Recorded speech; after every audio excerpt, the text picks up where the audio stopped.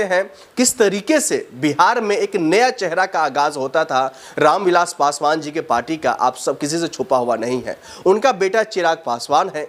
चिराग पासवान के पार्टी की तरफ से पोस्टर जारी होता है और हालांकि चिराग पासवान की तरफ से कई तरीके की बातें और कई तरीके की इस तरीके के शब्दों का इस्तेमाल किया जाता है जो कहा जा रहा है जो नीतीश कुमार से अनबन चल रही है। वो नीतीश कुमार का साथ छोड़ सकते हैं, एनडीए गठबंधन का साथ छोड़ सकते हैं। प्रधानमंत्री नरेंद्र मोदी जी का हनुमान कहे जाने वाले चिराग पासवान अब उनका ही साथ छोड़ सकते हैं बिहार में। इस तरीके से हालांकि अंदरूनी सूत्रों के हवाले से कह लीजिए या फिर पार्टी के कई कार्यकर्ता लगातार दबे मुंह बताने की कोशिश करते हुए दिखाई दे रहे हैं। जब से उनका एक पोस्टर जारी होता है, बिहार में मुख्यमंत्री पद खाली नहीं है, उसके बाद बिहार में बवाल मच जाता है। बिहार में इस तरीके से बवाल मच जाता है चिराग पासवान को लेकर के जो कभी भी कुछ भी हो सकता है। हालांकि वहीं दूसरी बार प्रधानमंत्री नरेंद्र मोदी जी का दौरा बिहार में है। बिहार के राजधानी पटना में 29 तारीख को आज प्रधानमंत्री जाने वाले हैं। बिहार में एयरपोर्ट का शिलान्यास करेंगे और उसके बाद कई कार्यक्रमों में शामिल होंगे। महिलाओं को लेकर के खास तौर पर कई योजनाओं को लागू करने की भी चर्चाएं और योजनाएं आने की बातें हो रही हैं।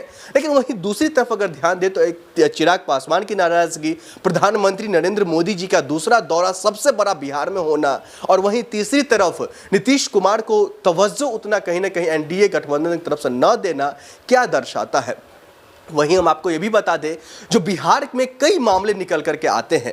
बिहार में खास तौर पर अगर देखा जाए तो नीतीश कुमार की नाराजगी की अगर दरकिनार कर दे तो नीतीश कुमार आए दिनों लगातार उनके बेटा निशांत कुमार का चर्चा होना, आए दिनों लगातार नीतीश कुमार अब ये कहने की कोशिश करना जो मैं पलटी नहीं मारूंगा। हालांकि उनको नवाजा जाता है पलटू राम से, आप सब जानते हैं, लेकिन अब वो लगातार हर एक मंच से कहना मैं पलटी नहीं मारूंगा और उस मंच से कहना जिस मंच पर देश के गृह मंत्री अमित शाह जी रहते हैं, जिस मंच पर प्रधानमंत्री जी रहते हैं, उस मंच से लगातार वो इस तरीके के शब्दों को वो कहने की कोशिश करते हैं।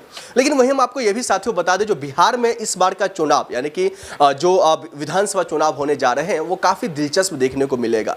कहा यह भी जा रहा है जो बिहार में इस बार जो एनडीए के तरफ से जो तमाम दल हैं, तमाम नेता हैं, तमाम पार्टी हैं, इस बार कहीं न कहीं अंदरूनी मामलों में फंसते हुए नजर आ रहे हैं। चिराग पासवान का पार्टी हो, जीतन राम मांझी का पार्टी हो, कुशवाहा जी का पार्टी हो, तमाम पार्टियों में अपने अपने दावेदार पेश किए जा रहे हैं। अपनी अपनी सीटों में कहाँ का किस किस तरीके से चुनाव लड़ेंगे, कौन कौन कैंडिडेट रहेगा, इस तरीके से पेश किया जा रहा है। इसलिए कहा जा रहा है जो इस बार का बिहार का चुनाव काफी पेचीदा होते हुए दिखाई दे रहा है।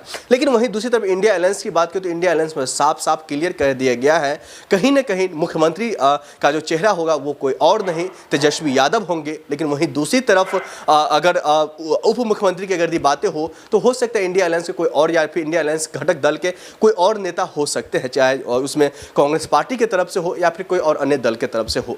लेकिन देखना यह होगा जो इस बार बिहार चुनाव से पहले तमाम मुद्दे उठना, तेजस्वी यादव का लगातार नीतीश कुमार पर हमला करना, नीतीश कुमार जो डिफेंड में लगातार ये कहने की कोशिश करते हैं जो मैंने लगभग जब से मुख्यमंत्री पद संभाला है हमने बहुत अच्छा खासा कामकाज किया है, नौकरियां देने के कामकाज किए हैं। बिहार में मजदूरों पर हमने मजदूरों को बिहार से बाहर न जाना पड़े उसके लिए कई तरीके की व्यवस्था किया है। बिहार में सड़कें बनाया है, बिहार में स्ट्रीट लाइट की लगाने कामकाज किया है, गुंडागर्दी खत्म किया है। हालांकि ये तमाम मुद्दे तो वो गिनाने की कोशिश कर रहे हैं, लेकिन ये क्या तवज्जो रखेगा, इससे एनडीए गठबंधन को फायदा पहुंचता है। क्योंकि लगातार जब भी मैं कांग्रेस के तमाम कार्यकर्ता और नेताओं से बातचीत करता हूँ, प्रवक्ताओं से जब इंटरव्यू लेता हूं तो उसमें यही सिर्फ साफ तौर पर झलकते हुए दिखाई दे रहा है जो नीतीश कुमार सिर्फ और सिर्फ बिहार को खत्म करने का कामकाज किया है।